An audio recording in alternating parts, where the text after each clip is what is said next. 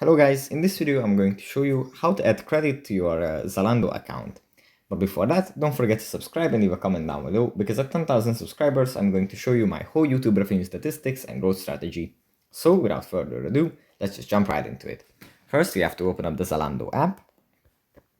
And here it usually opens up in the shopping menu where you can browse different trends, different kinds of clothes and accessories. But from here, we have to go into the profile menu.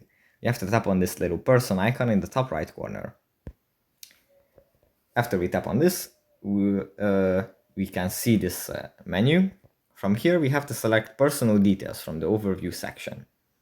We tap on it, and then at the bottom, we find credit and offers. And under credit and offers, we find gift cards.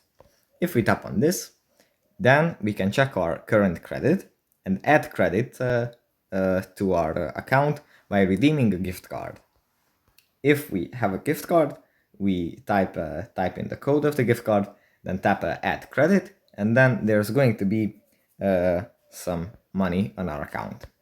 So that's pretty much it for this video. Hope it was helpful for you guys, and I'll see you in the next one.